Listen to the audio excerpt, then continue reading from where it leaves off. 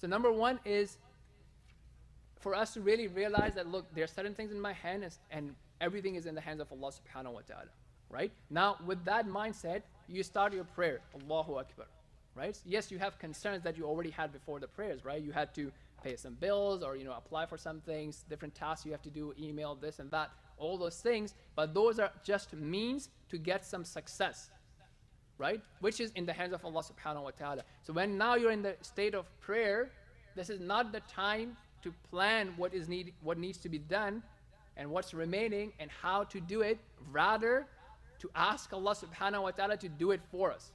So if by chance things come and, I have to email or whatever, I have to prepare this, I have to send this out, ask Allah subhanahu wa ta'ala for success in that matter. Rather than planning on how you will get what you want, just ask Allah subhanahu wa ta'ala to give it to you, right? So you still have that concern, but now you're changing from acting and planning to asking, because this is a time of asking.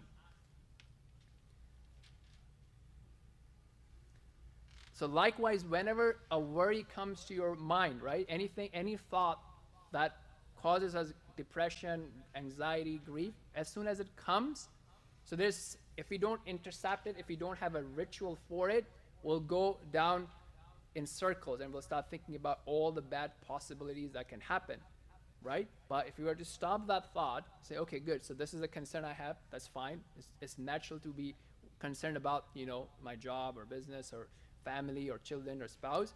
Okay, but what I'm going to do is I'll ask Allah subhanahu wa ta'ala for ease, for success, for guidance to fix that issue and prevent whatever I'm being afraid of, to prevent that from happening, and I will take my measure. So if you have an alternative, a positive alternative to deal with bad thoughts or depressing thoughts, that's going to be very much beneficial. Likewise, when it comes to decision making, a lot of people, it's very hard for them to decide something, right? So you have a few options. Again, you just follow the way that Allah's Messenger has taught us. Take a look at different options. You decide on something, you do the istikhara, and then you go with it, right? And then you don't have to keep worrying about, maybe I made a wrong decision.